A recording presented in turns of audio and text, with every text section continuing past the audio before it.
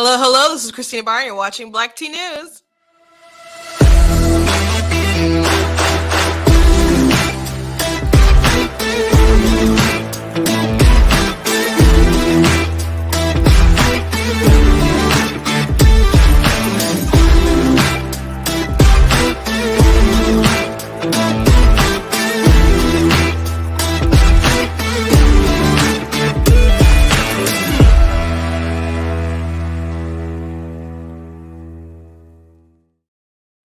Hello, hello. Welcome to Black Tea News. I'm your host, Christina Barr. Today we're going to be talking about some comments that Stacey Abrams has made regarding Black men and their vote, and just the big disconnect between Democrats and voters, and how they're losing ground with minorities. And we talked about the shift in the Hispanic vote, but there's headlines saying that Republicans are gaining in the Black vote, which is amazing. Someone said, "Oh, it'd be great. You might get up to 30%." I'm like, I don't know if we're doing that, bruh. But but if it was like that, man, they'd be pissing in their pants. Hello to all those joining in.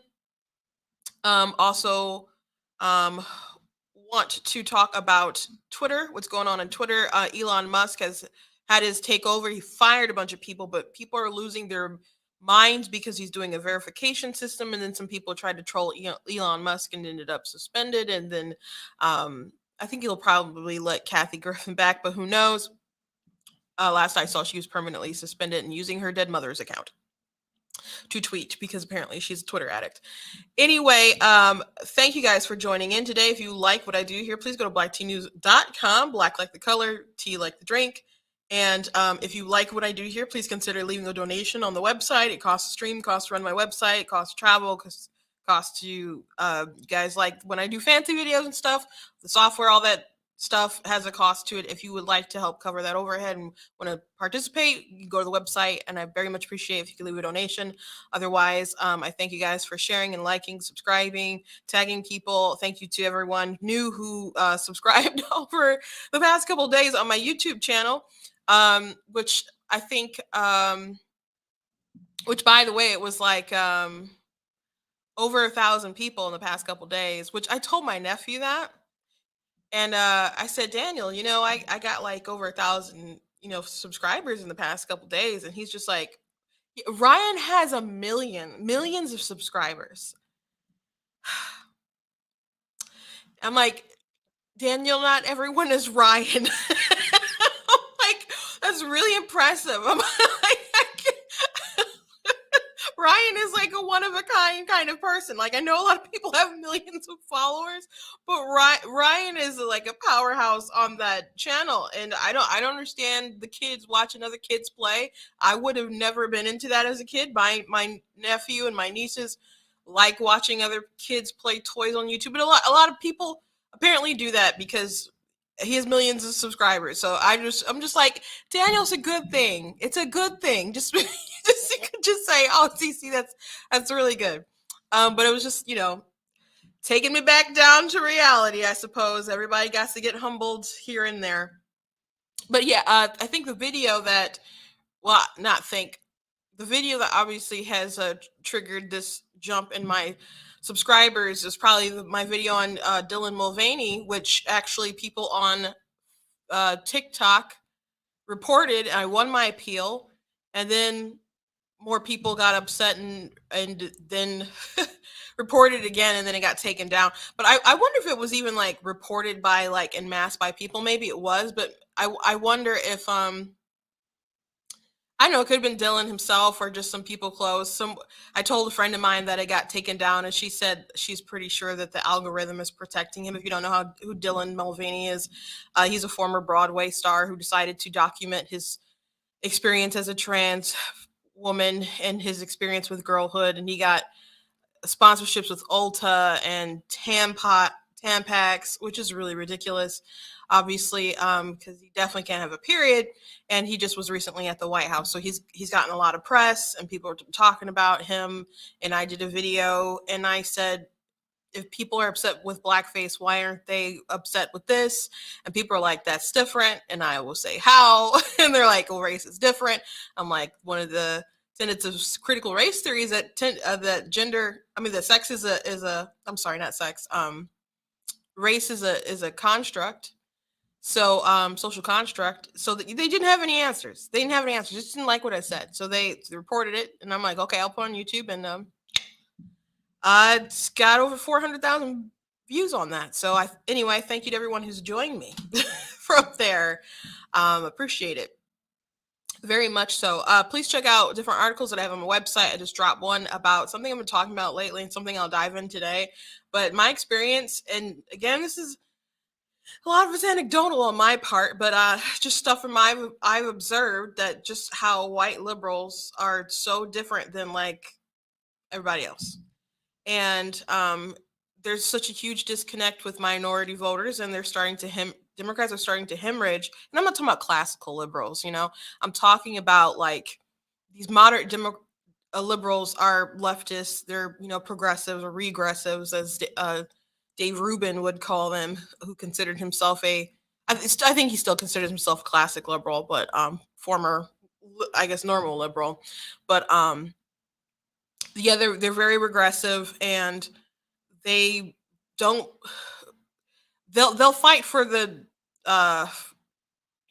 drag queen story hour. They'll fight to remove parental consent and put Blues Clues pride parades in your kids' faces and stuff, because they feel that that is somehow virtuous to participate in that, and that you are not raising your children right. So you shouldn't have that choice. They should be able to circumvent you and get to you. That's why all these like parents were mad about the parental rights and education bill, redubbed it the Don't Say Gay bill. Were dishonest about what it actually was.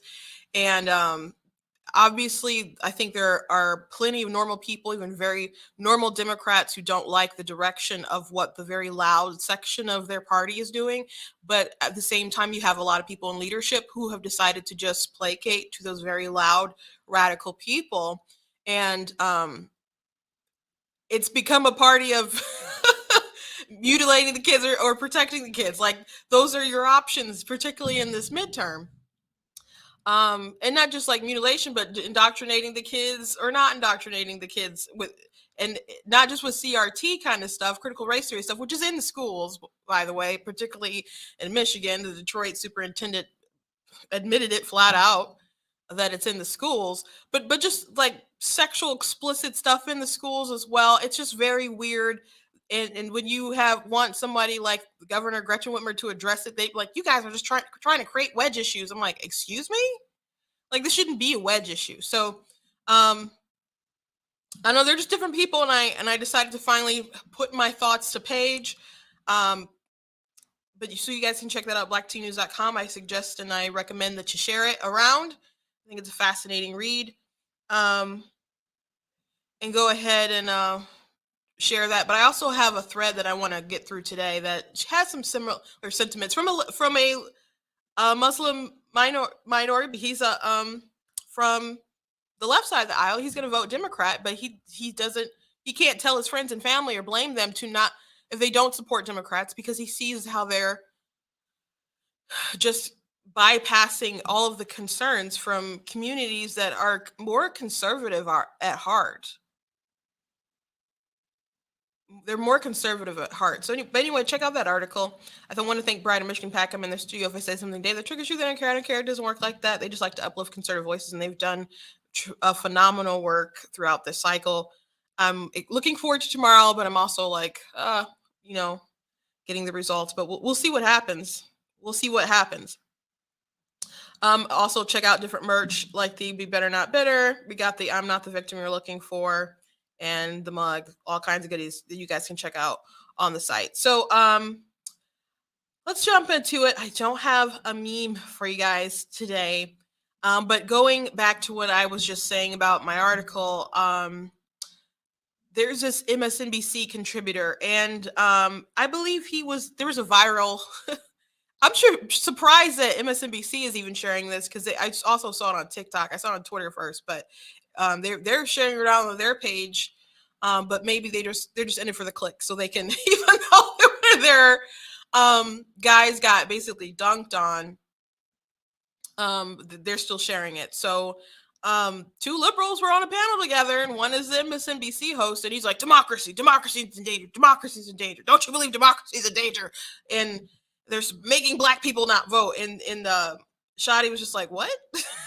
What do you mean? What do you mean? They're making them not vote. And he's like, don't you see that they're being suppressed? And he's just like, the more that you guys push this narrative, the closer you guys are going to get to having this authoritative response to trying to save democracy, and it's just going to lead to a very, very, very, very dark place. And he's not wrong, obviously, and that's why you still have a lot of people on the right who will say, hey, I don't trust these systems, because you see how crazy and desperate and evil these people are and deranged. You can't tell me they're not. If they think everything's in the brink of like destruction, or at least that's where they're preaching, and they think that Trump and everyone who supports him is literally Hitler, what wouldn't you do to stop Hitler? So that also helps to fan the flames of the conspiracies of there being election interference, the big lie, etc., whatever you want to say. So their hysteria that they've created, and some of it is to manipulate their audience to make them feel a particular kind of way, to make them vote a particular kind of way. But some of these people are actually deranged. I don't know exactly how to tell who from who, but there's some people I'm sure who legitimately believe this stuff. But some of it is performative. There's always a performative element to TV a bit. But I'm going to go ahead and read this thread from Shadi real quick. Shadi Hamid. One question I still can't seem to get a straight answer on. If Democrats were so concerned about the election deniers, then why did they boost and fund those same candidates to the tune of millions of dollars while working to undermine GOP candidates who oppose election denialism? That's a very valid question. Amy Klobuchar was asked that by Dana Bash, and she tried to really dodge it. You know, she was eventually she was like, I don't like the idea of spending money on that. I think it's silly, but because Dana was like, there's a very close race in New Hampshire right now, and you guys like help this Republican get there in the midterms, and now it's a very close race. And that's why you're there helping the Democratic candidate. And she's like, I don't even want to think about that. I'm not conceding this race, blah, blah, blah. And she's like, okay, but if that Republican wins, like, don't you bear some of that responsibility? And it is a close race. There's a lot of close races across the country that really shouldn't be, but we'll see what happens. But she didn't really want to answer the question. They know that they made a major mistake. They miscalculated. But I've said this many times. If it were me and I have the decision like, hey, I'm good. Even if I think this Democrat is going to be a weaker candidate, if I think they're worse, like for their policy wise and more dangerous, why would I support them and want them to get them through the primary? Like when some people were like, oh yeah, Bernie Sanders, we should, push him to be the person in the primary because we'll easily beat him. I'm like, first of all, don't underestimate how much people like Bernie Sanders, and two, no, like I like our country too much. Now, I was at an event in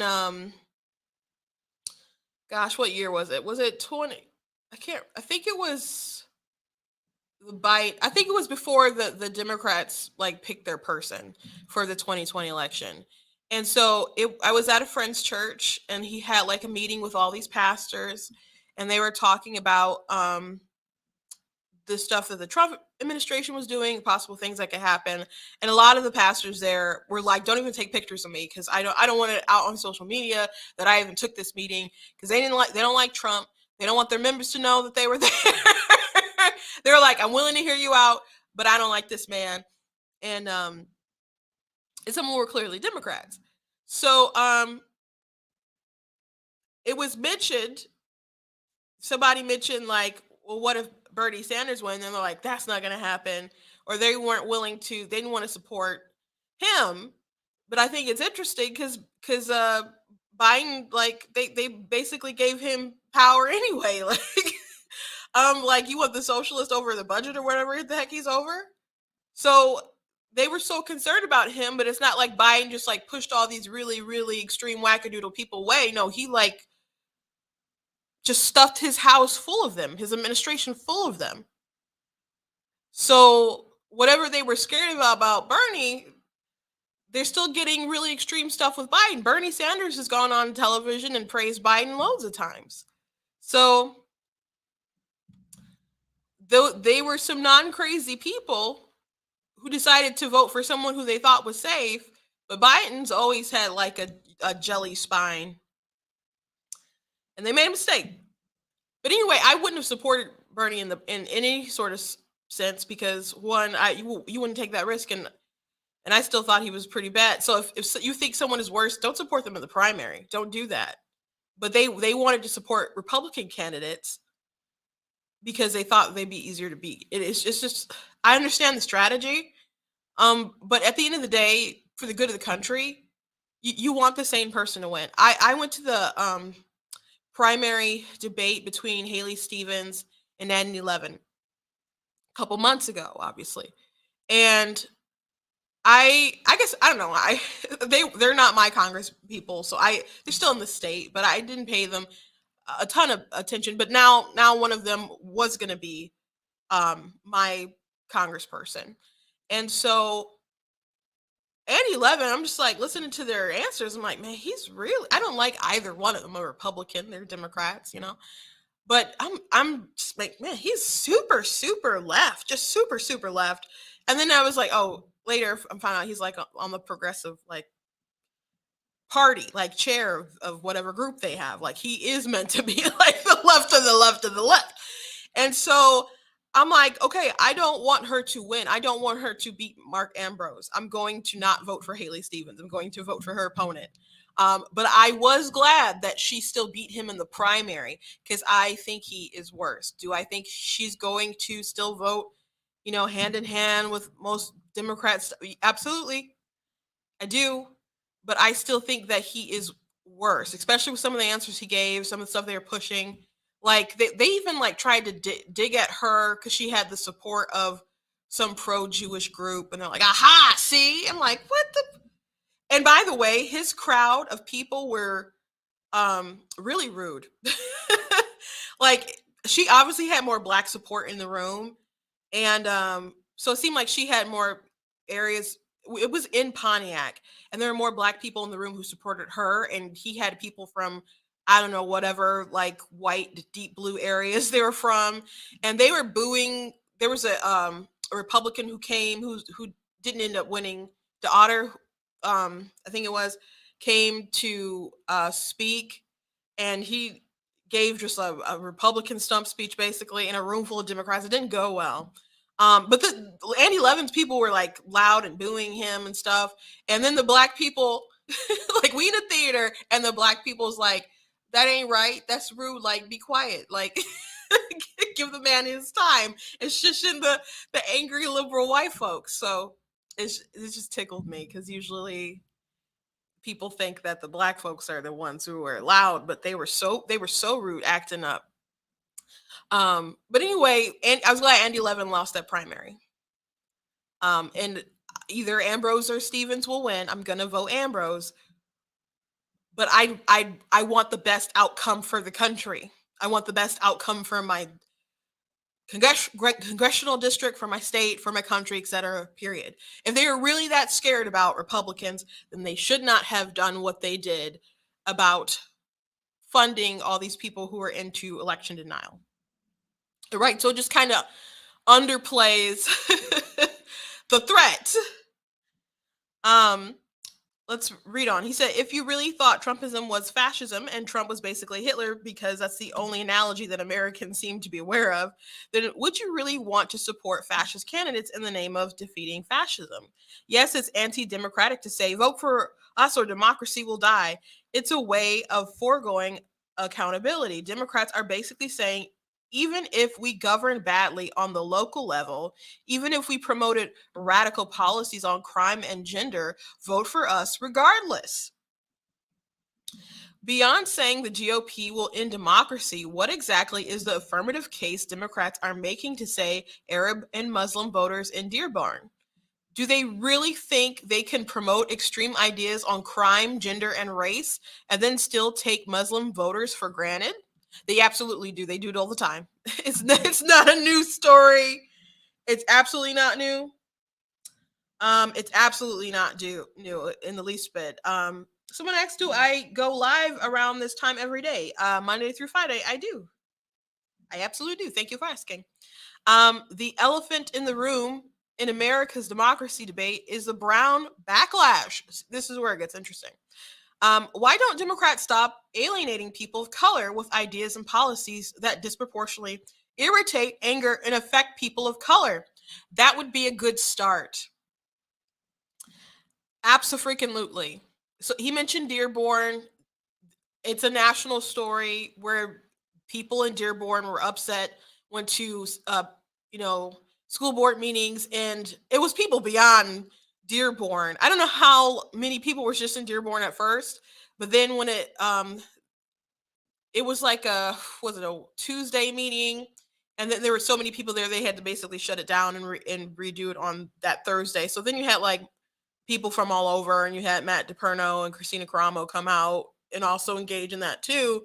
But they were upset about particular books that were in that they wanted to be taken out of the school, and some of them had LGBT stuff in it, and but some of them were like really, really perverse books. We talked about one of them. This book is gay, and it literally has a section there how to argue with Muslims about homosexuality.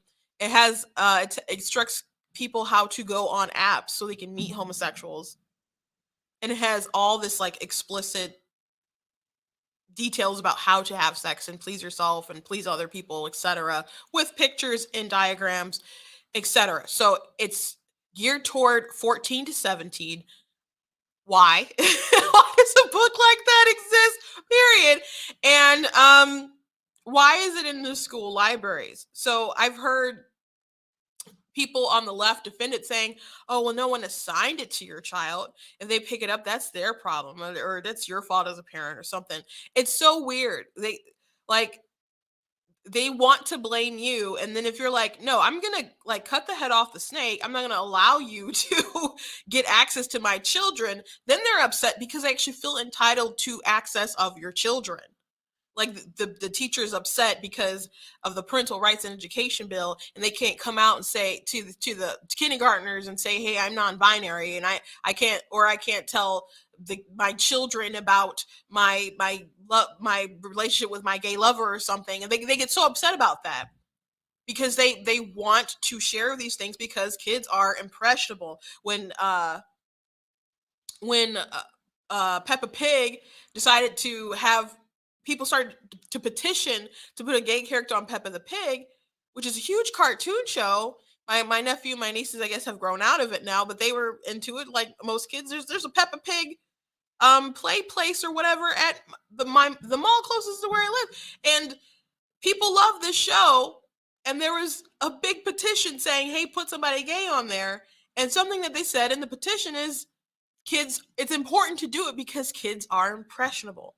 So they know that, and I've been saying that the reason why they want to put certain stuff on the kid shows or do the drag libraries or have certain books in the school is because children are impressionable, and they want to impress their values onto the children, and they want to override whatever you have placed in your kids or what you want to teach your kids. They think you're doing it wrong, so they want to be able to do it.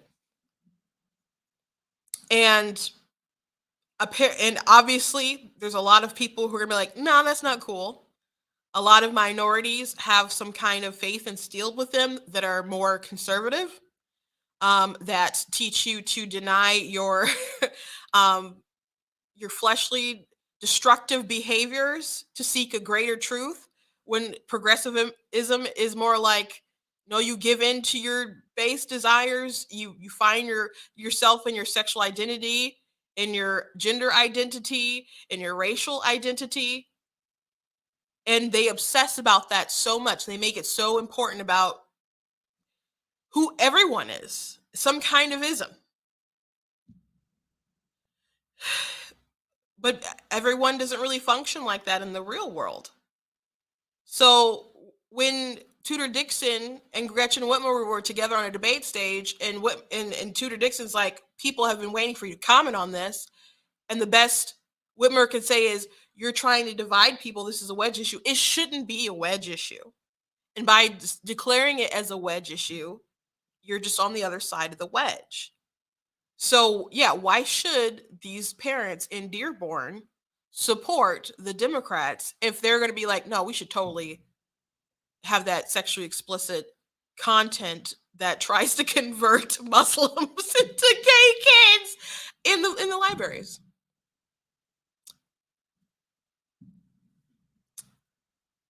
Why wouldn't they be upset with that? Why wouldn't they think about going another way? I'm going to keep reading. It's already happening. Liberals and Democrats are preemptively blaming brown people for not voting the right way and knowing what's best for them. Well, it's patronizing and offensive to treat people of color as autonomous who can um, who aren't autonomous, who can and should only vote for one party. There is something quite odd about white liberals lecturing people of color as if they're little children who can't correctly um, use their own true beliefs or interest. This thinly veiled hectoring has become its own Twitter subgenre, and it's fascinating to watch. He said, because I'm tribal, I'll vote Democrat regardless. I only have one non negotiable respecting Democratic outcomes. As bad as Dems are getting on this, is still no equivalency. As it stands, the GOP is still worse, but most people aren't like me. They vote on local issues. But I'm not comfortable telling my Muslim friends with kids in public schools in Maryland and Virginia to vote for a party that so readily dismisses their concerns on issues that have direct impact on their families and communities. They should vote for who they feel aligns with their values. So goes on a little bit more, but he's correct. That, and people are already blaming minority voters for not acting right, for not doing behaving how they should. So Stacey Abrams actually said something along those lines, or people brought up black, like, she'll win if black men vote. She'll win if black men vote for her. And that was a few months ago when that became a thing. And somebody on Twitter had, not Twitter, TikTok, made a video about it, and he was asking, he's a white guy, he was asking why this is, or why do they do that, and I had responded to why I felt that, why they were doing that. But Stacey Abrams was asked about it recently, and she said something awful. And I do not believe it's because of a deep well of enthusiasm for my opponent. We know that Black voters are often discounted. And unfortunately, this year, Black men have been a very targeted population for misinformation. Not misinformation about what they want, but about why they want what they deserve. And my campaign has been the only one that has very intentionally, thoughtfully, and consistently reached out. That has been misconstrued as concern, when it indeed is just respect. So no, it's not respect, and they feel all kinds of ways when their voters don't act right. when black voters don't act right, they're not okay with it. They're upset. In 2020, and mind you, they got the outcome what they want with Biden, but not everywhere else, as far as like congressional, etc. But you had Nicole Hannah-Jones, who was coming for Cubans and saying they're basically white people, because she didn't like how the Latino vote was starting to increase more in the GOP's favor. And it's gone way more in the GOP favor now. But they care about inflation. They care about all these cultural issues, the societal stuff, that Democrats try to pretend like isn't happening when they're the ones who make it a big deal in the first place. It's just like they want to do all this really radical stuff, but they don't want you to notice. And if you notice, then they're going to come at you and like, you're just trying to divide people. It's like, you're trying to show genitals to my children. Like this, it's a big deal. So there's also like the cultural stuff. A lot of minorities are very religious. You got a lot of Hispanic people that are Catholic. You got, a lot of Black folks who are more likely to attend church than any other group. And then you got the Muslim community who are more conservative as well. A lot of these groups are conservative. They just don't know that they're not Democrat, or maybe they are Democrat because they still like a lot of the different social, um, financial stuff. Like, oh, I think we should have paid maternity leave, and I think we should do, like, maybe they're edging more towards that stuff, but and they see that an as a form of compassion, and that's by extension is doing their good Christian duty or Muslim duty, or whatever, toward people less fortunate. Um, I think that it is not compassionate when someone confiscates your money and then they do so with it. I think you have a responsibility to help people yourself, and the government takes your money and they waste it. So if you really want to be virtuous and actually help people, then you take it out of your pocket and you actually do the work. You get with other people, you make organizations, and you sow into people's lives, you transform lives. That is your ministry. It is not the government's job to fulfill your calling. So but I see people, and I understand where they're coming from. We just have different interpretations about how that gets done, and we can debate that. But I would never say something like, oh, you can't be a Christian and vote Democrat. Maybe you just don't.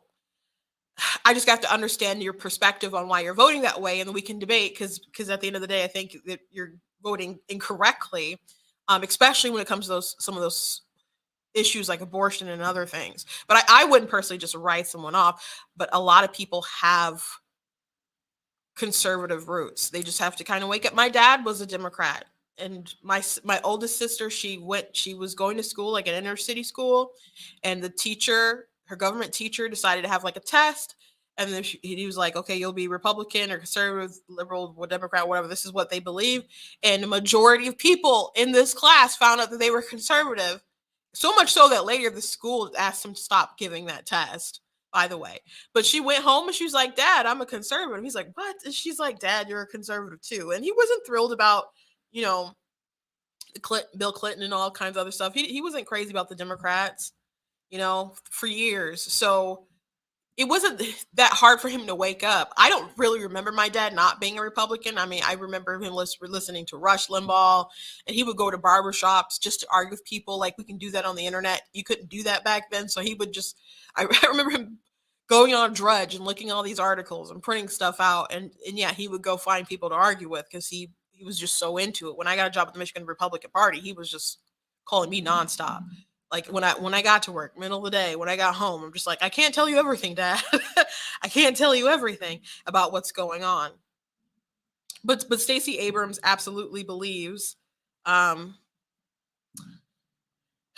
these black men aren't voting for her because they're being fed misinformation. And they can call it misinformation, but is it just misinformation? Just isn't information that you don't like. So how if you're gonna raise, she has some really radical policies. I mean, even back when she was running in 2018, and they had people like, what, it was like Katy Perry and Oprah and other people, like, really, really hardcore campaigning for her. I'm just like, what? At the end of the day, do these people want their taxes raised? Like, a lot of people go down south to enjoy, like, what was there, or Florida. You had Andrew Gillum, who wanted to raise taxes. Like, people don't go down to escape, like, the cold places of Michigan or whatever, and decide to go live their life down south somewhere where they have a lot of tax breaks. Well, that's why there's a lot of, like, movie stuff happening down there. And then they voted somebody who's going to raise their taxes and be all, like, super extra. That's not what the people actually really want. What they're asking people to vote for is someone because they are black. And apparently it's not going to work. I mean, it'll work to some people still vote out of habit, but to be mad about black Democrats not voting for you and saying there's misinformation about how they feel about what they deserve, or whatever kind of crazy way that she said it. It didn't even quite make sense. And then there was more commentary about it too, This isn't Abrams, but it's more commentary. I want to play this. Mayor Bottoms, I picked up on that because I'm just wondering, Stacey Abrams' focus on the misinformation that's being targeted at black men. And it makes me wonder, is she not getting the black support she needs in her race against Brian Kemp? Listen, Jonathan, I think that Stacey is spot on with that. I listen as my kids watch NBA highlights and whatever else they watch on YouTube. I hear the misinformation being piped in. My 12-year-old, my 14-year-old son, my 20-year-old is getting it. So there is definitely a target toward African-American men. Maybe they're targeting men, because men tend to be more logical. And I don't mean to like diss my sisters or anything like that, but there's certain things that they target women and they do stuff that's in the feels. And with men, they're like, do you want this to hurt your wallet? Do you want this to they're going to make different ads that target on different networks. Like I was working with to do different ads. I saw like they suggested ESPN, and I'm like, I want to target some women, and I don't want it to go there. And now I'm thinking like maybe I should just did a different ad for that subgroup. You know, as I'm listening to them talk about how they're so concerned about black men. Maybe that would have been a good route to go. I don't know. Hindsight is 2020, I suppose, but just because it's information you don't like doesn't mean it's misinformation. And Stacey Abrams is the queen of not just misinformation but lying, as someone who's been denying the results of her election for 4 years and is now pretending like she didn't do it when there's so many videos with evidence of the contrary. But she's gonna lose. She's gonna lose. Herschel Walker is very close to actually getting 50% outright, so he might not have to do a runoff. We'll see. It'll be very interesting. It'll be very, very interesting tomorrow. I also want to show you guys this video of Josh Shapiro, who's running in Pennsylvania against Doug Mastriano, and people on the left are like citing this as if this is some kind of like this is an Obama-esque kind of speech, and he was complaining about freedom and the version of freedom that Republicans say versus what they say, and it just further shows the disconnect of voters and what's important to us. Not how we do things in this Commonwealth or in this country. And that is not freedom. You know, this guy loves to talk a good game about freedom, right? Let me tell you something. It's not freedom to tell women what they're allowed to do with their bodies. That's I am annoyed that for 2 years, people have been so tyrannical about what people could do with their bodies, where they could go if they had the mask, even though the mask says like on the boxes of the COVID that the face mask, you know, that people get, like the surgical ones won't protect you from COVID. The cloth ones weren't going to protect you, but they now Lena Wynn, for example, CNN contributor, she was all for it before, and now she's like, oh, it's like facial decorations, etc. By the way, if you haven't seen Michael Knowles' documentary on Fauci on masks, go check it out. It's pretty good. It's like a 3-episode miniseries on Fauci, following him from the AIDS epidemic into modern today. It's too bad it came out some months ago, so there's now some new information that would have been great for it, but I thought it was really well done. It's got a lot of great information in it. But they wanted people to take the jab, and they said you were killing grandma, which, by the way, didn't stop transmission, but they pushed it anyway. And by the way, like, I know new information has come out about like the transmission.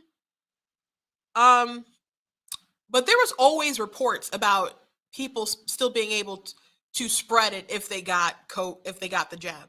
So this whole narrative of you have to do it for other people, it's not just for you, it's for other people, it was always deceptive, but they always knew that they needed to pitch it that way because of the psychology surrounding it. They knew that people were less likely to get it if they were just focused on themselves, but if they felt peer pressured, like, oh, you could actually kill somebody else, then they knew that they could get more people to do it. So it was just really about submission.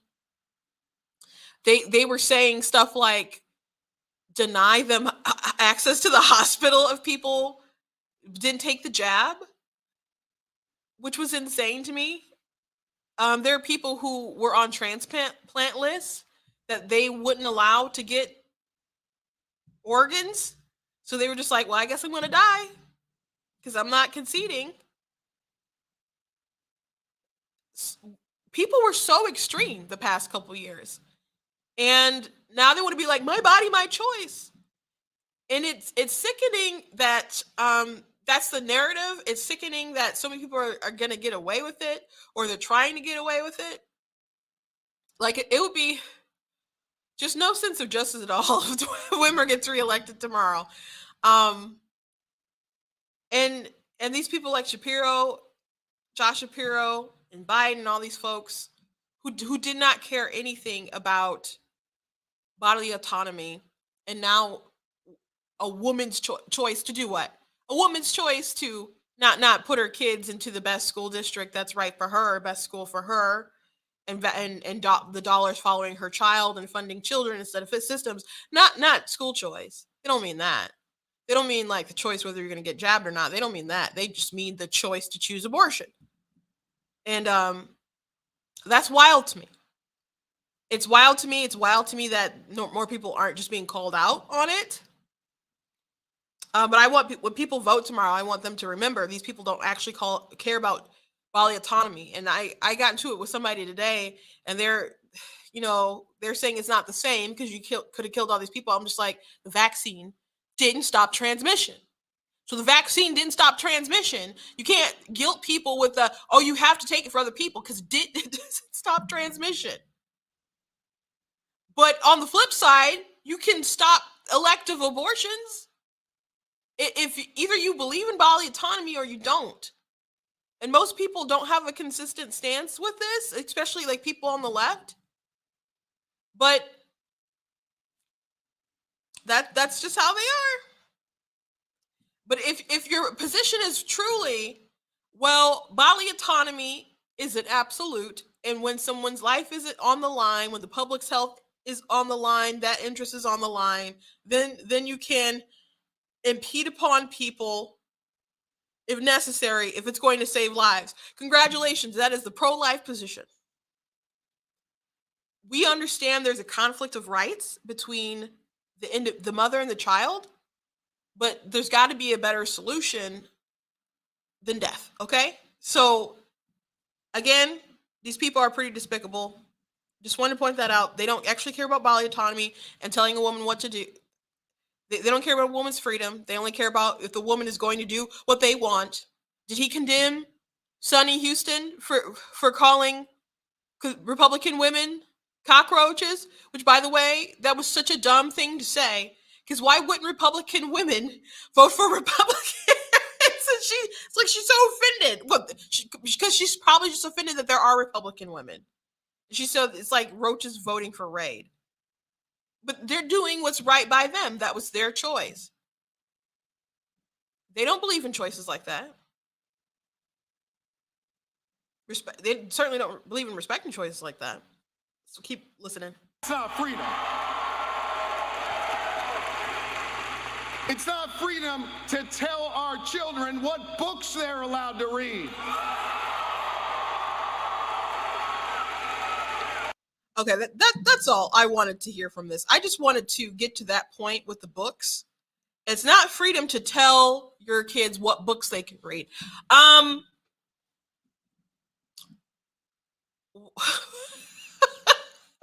So kids have to read whatever they want. What if they want to read a Playboy magazine? Is that what Rubber Stamp by Josh Shapiro? Is that what they're for? Is that kind of stuff we should have in schools? Just a free for all? Do you buy R-rated material for your children to read? Like if they ask for it, if they want it? There's certain stuff that you filter out. The kids can't watch. Like I was over at my parents' house, and my niece was with us downstairs. And so we finished watching something on Netflix. I think it was like Transylvania Hotel 2 or whatever. And then you know how they just start playing commercials for stuff. And so my niece was interested in two different things. And she's like, Mom, can we watch this? And she's like, I have to look it up first. And she pointed to something else. And she's like, I'm going to have to look that up too. And so we started watching Little Rascals for a little bit. Because we knew that. We saw that forever ago. And then she went upstairs. So we started watching whatever we wanted. But people censor what their kids can watch. And you know what? If these leftists would be so upset if some random Christian went to your kid and was just like, hey, we're going to read about this, learn about this, etc., blah, blah, blah, and just been like, and your parent can't stop me. They wouldn't be okay with that. So when we say books, we want to get certain books out of schools, there are reasons. We're not talking about normal books. We're not talking about green eggs and ham, which, by the way, they got rid of some Dr. Seuss books not too long ago. We're talking about sexually explicit stuff that we don't feel is age appropriate. And they're like, is that freedom to not be able to read this stuff? I hope he loses. I don't know how Pennsylvania is going to go. I heard in the Trafalgar poll, which, by the way, I've said that so wrong. The other day I was listening to a Guy Benson podcast and he said the name. I was like, oh Lord, I've been saying that super wrong the whole entire time. And which I've been straight with you guys that I didn't know how to pronounce it, but I was way off. But out of like Arizona, Pennsylvania, and Nevada, I think out of those three, Pennsylvania was the one that they were least confident on Republicans taking it. So we'll have to see. We'll have to see what happens with that. Moving on, Elon Musk took over Twitter. He fired a ton of people on Friday, and people were very upset, claiming that he broke all these laws, labor laws or whatever in California, which isn't true because you're supposed to give notice. So technically, the people he let go are still on payroll and will be for either 60, 90 days or something like that. So they still have to go by the employee conduct, which like probably includes like NDAs, other stuff like that, but they can't have access to their files. They can't go in the building or anything like that, but they're going to be paid, and they'll have like a severance package or whatever plans coming up soon. So he sent out like an email, was like, you're fired, and one that was like, you're safe. But for the weekend, nobody was like allowed in the building or anything. So I don't know what all him and his engineers at Tesla are trying to pull out and figure out. But one thing that Elon Musk is going to do that's pretty interesting is they're going to allow anyone to be able to buy a verification badge. And a lot of journalists are so upset about it. And the reason why they're so upset about it is because it is a status symbol of power. They're mad that they're losing this status symbol. And someone mentioned how they'll use the Twitter accounts and they'll reject some accounts and give it to others, even though, and the purpose of verification to be like, hey, I'm a famous person or whatever, someone can't pretend to be me. Like if you want to find my actual stuff that I say, this is a badge, is a way to say, hey, this is the legitimate article. Which, by the way, Doug Mastriano, who's running against Shapiro, is not verified, which is pretty crazy to me, but they didn't verify him. There have been people who have been verified and they removed their check mark to like punish them. So Twitter hasn't been the fairest of this, but someone revealed that they'll reject some people they don't like and then say, hey, we'll give you, we'll make sure you get verified for some money. And so Elon Musk commented under and just confirmed that That's true. So, if people were doing that kind of shady stuff, and now Elon is saying, well, everybody can have access to it, you just got to pay $8. Some journalists have called it a journalism tax. They're very upset about it. But they're really upset about their status and their power. Of course, they can pay the $8. They can afford to do that. They can. It's going to be part of their marketing, so they can write it off.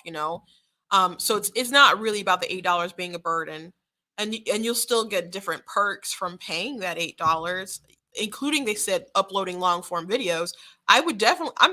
I'm like just waiting to be able to apply for that. I'm definitely going to get a verified check mark.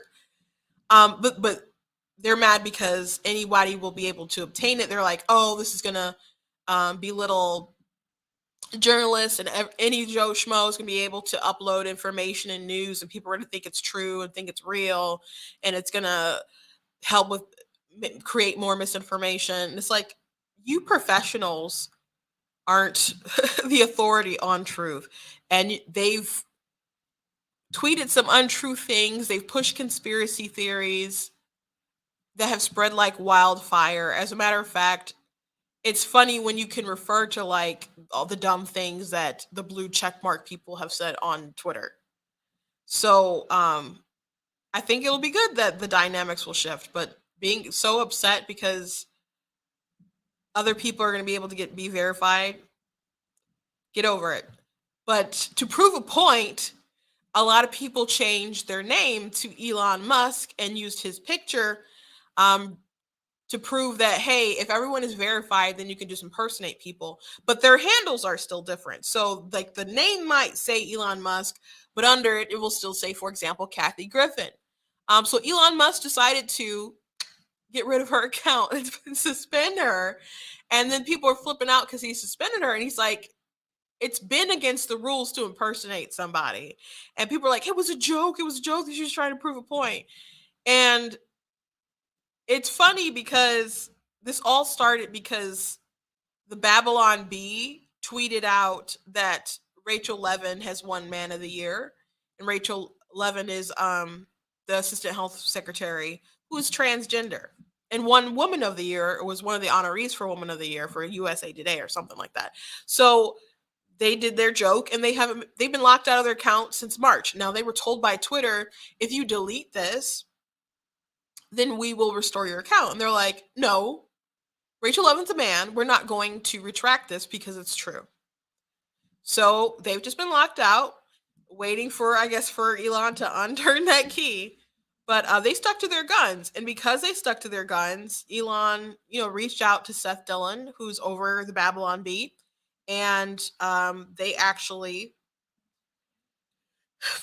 started this whole thing. And now he's in charge of it. So it's just funny. It's just really funny how the tables have turned. But he might still let her back on. She's currently using her dead mother's account, which is a little creepy. But he might let her back on because he's still a free speech advocate. But it is against the rules to impersonate people. So he said you can still do it, but it has to be clear that you're a parody. Now, just because you do a bad thing and you're a comedian doesn't mean that it was a joke. It didn't seem like a joke. It was more like a you're just trying to spitefully prove a point. There wasn't a punchline, but she's not very funny anyway, so what can you say? How will we ever know if they meant to be funny? How will we ever know? Last thing I want to mention, which I don't think I'm going to actually play the video from 60 Minutes, but I'll retweet it. I'm not going to play it because I think they'll probably flag me and mute it. So not going to do it right now. So 60 Minutes covered TikTok, but in China, their version of the app for young people, excuse very young, just in general, but their version, it limits you, I think, to 40 minutes.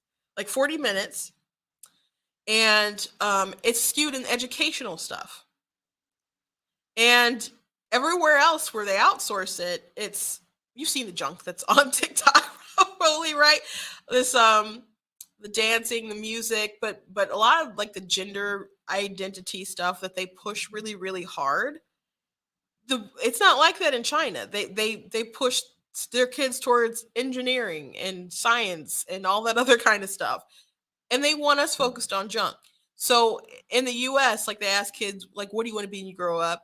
And the number one thing is an influencer. And in China, the number one thing they say is like astronaut.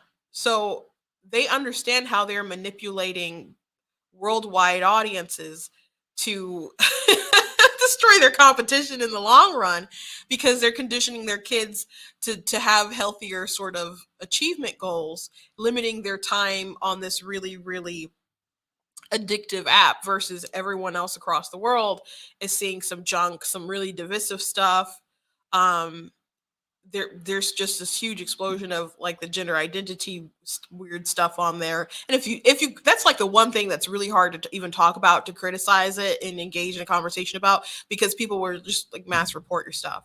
That is something, like if I do a video on that, on like gender identity or something, I'm prepared for it to be taken down. I'm surprised if it stands the test of time, because that's the sort of stuff that they want their competition to be engaged in and involved in, while they have their eyes literally on the stars. So I just wanted to say that. You guys can go ahead and look that up on 60 Minutes. But they know what they're doing. Then they know what they're doing to our kids. And we're being willing participants, I suppose. Anyway, thank you guys for joining me today. I hope you guys enjoyed the show. Please go to blacktnews.com, check out different content that I have on the website. Please go ahead and check out the article that I dropped today about white liberals versus minorities. I think it's a very good read, so please go ahead and share that. Please drop in your email, so make sure you're getting emails. Check out different merch that we have, like I'm Not the Victim You're Looking For. We got the You Are Not That Special. I got the Constitution is a Glorious Liberty document with Frederick Douglass. I got Roe and Casey Aborted, all kinds of goodies that you guys can check out on the website. If you like what I do here, please consider leaving a donation at blacktnews.com/donate. Costs stream, costs to run my website, costs to travel. If you'd like to help with some of that overhead, I'd very much appreciate if you could go to the website, blacktnews.com/donate, whether it's a gift of $10, $20, $50, whatever you can do. Very much, like I said, appreciate it. Thank you guys for watching, liking, subscribing. All my handles are Black Tea News, black like the color, tea like the drink. Some of them are different though, but the ones that are different is Twitter and on my backup TikTok account, and that is True Black Tea. If you're watching on Facebook or YouTube, the link should be in the description. Such a big day tomorrow. Such a big day tomorrow. I'm gonna be at a party tomorrow night. Hopefully, it's big victories all across the board. But I'll try to live stream from there as well. We'll see what happens. So make sure you're following on YouTube and Facebook if I pop in. Hopefully I'll try to stream both at the same time. If I can't, it'll be more likely that I'll probably stream from Facebook. So and maybe pop in TikTok every so often. So I'm just gonna let the night kind of reveal itself and flow. I'll let you guys know more tomorrow. I do plan to do a show tomorrow afternoon as well. I should be on the radio tomorrow as well on a gospel station to talk about Prop 3, but I'll check out my social medias. I'll let you guys know. God bless you guys, and